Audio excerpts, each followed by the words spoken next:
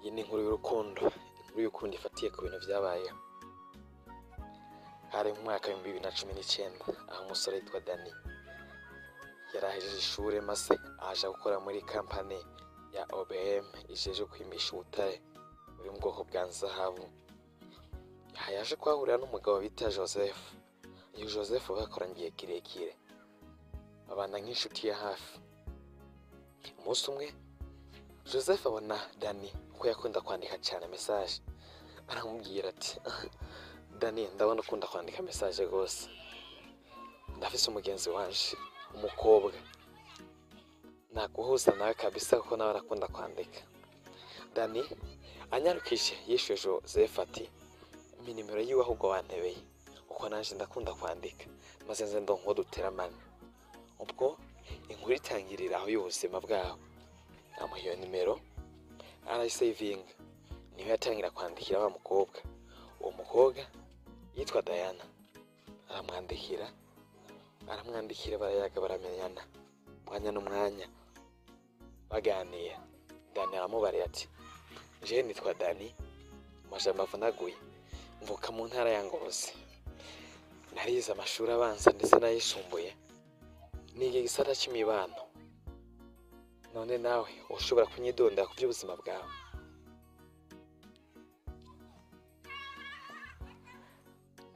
Diana aramwishyura ati nanjye nitwa Diana, mvuka mu ntara ya Bururi, narashoboye kwiga amashuri mu gisata cy'ibijyanye n'ikoranabuhanga informatique, ni umudivantiste, ndakunda gusenga cyane, ndakunda no kuririmba. Inkuru ihera barayaga bataziranye kuko bari bahujwe na phone. Iminsi aragiye iricuma, urukundo rurakura gusa ku rwego rwo hejuru.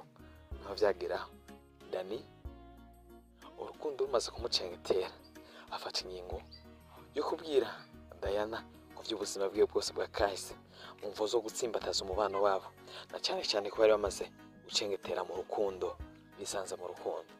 Aramubarira ati Diana, ndagira nkuganirize ku nkuru yanje yuzuye y'ubuzima bwanje. Navutse mu mwaka w'1999, mvukira mu ntara ya Ngozi. Bize abavyeyi bose, ndi umwana wa mbere mu muryango w'abana 7. Nkunda gusenga, navukiye mu muryango w'Abadventiste, ariko nyuma ivanye n'ihindagurika ry'ibihe, ubwo nari umujene, nisanze ndi mu kagwi kajeje gutegura ibijanye ni kuririmba indirimbo abenshi bakunda kuvuga ngo ni zisi cyangwa se imiziki. Ivyo ndabikora pe. Maze kubikora, ku rundi ruhande naje kugira inshuti yanje, inshuti twiganye. Iyo nshuti yitwa Patrick, turigana ndetse tukaganira cyane, amba hafi. Uwo Patrick nawe ku rundi ruhande yari umusore avuka mu muryango w'abana 4, yakunda gusenga cyane, nawe yakuriye nyene mu muryango w'Abadventiste. Dani yakomeje kuganiriza Diana inkuru y'ubuzima bwiwe. Diana arayishimira rwose, gusa agira ikibazo gikomeye.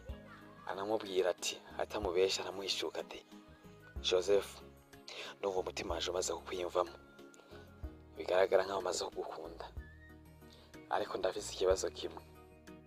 Naganiye na benshi bambwiye ko abantu bigeze kwinjira mu buzima bwo gukora indirimbo z'imiziki ya guitar ko badashobora guhinduka, kandi noneho byagushobokera. Joseph yamwishyuye mu ijwi rituje, anyarukije ati ntubishobora, na cyane cyane ko mfite inshuti yanje Patrick yamamba hafi, azonshoboza guhindura byose, nanje mbe nabasha kuririmba indirimbo za gospel nk'ibindi. Inkuru irabandanya, barabaho barayaga rwose, urukundo rurakura rwose, ku buryo Joseph afata ingingo yo kuja kuraba Diana, bakabonana amaso ku yandi, na cyane cyane ko bamaze ikiringo gishika c'umwaka bayaga kuri telefone, babonana amafoto nta numwe azi uwundi. Nyuma yaho igitangaje Diana yaje guhindura ibintu. Ati byagenze gute?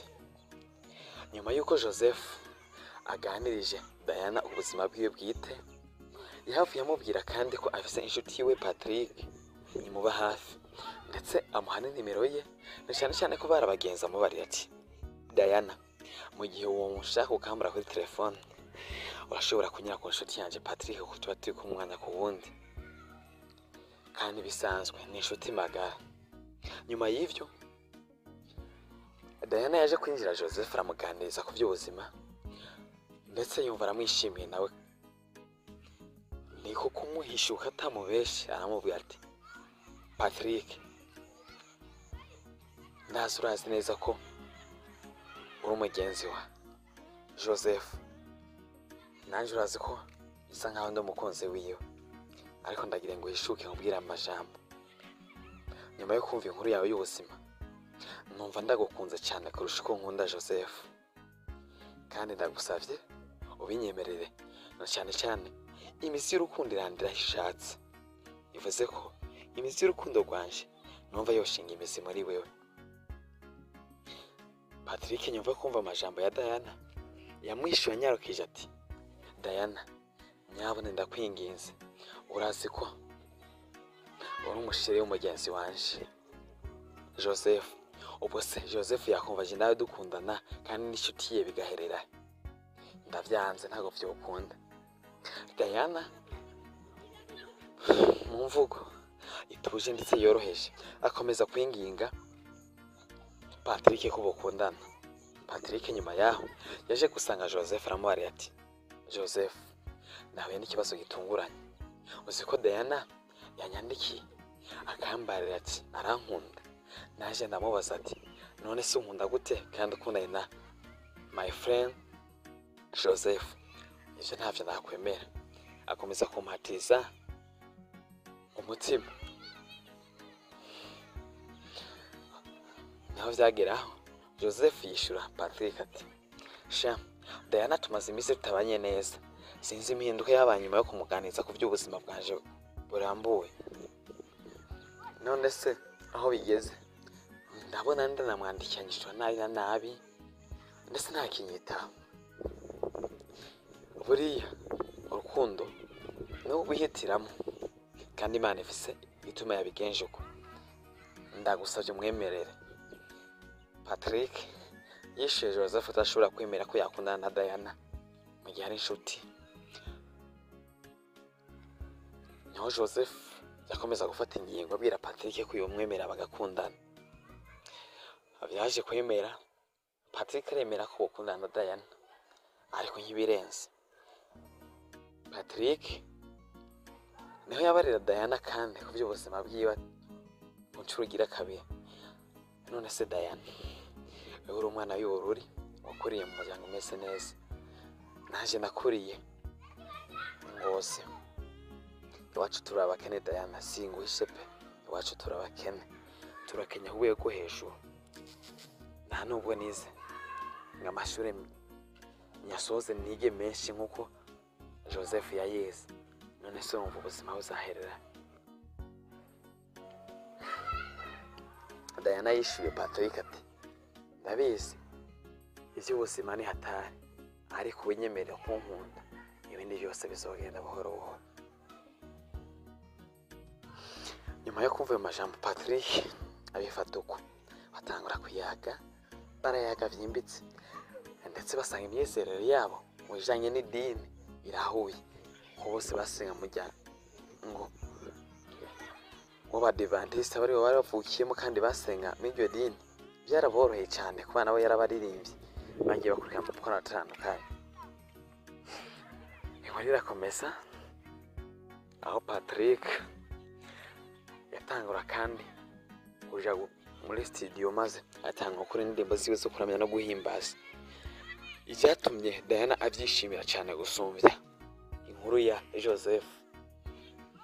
Hanyuma Patrick yaje gufata umwanzuro wo kuja kuraba Diana, umukobwa w'icitegererezo yamukunze urukundo rudasanzwe atari bwigera abona no ku bantu bagiye bakundana babonana amaso ku yandi.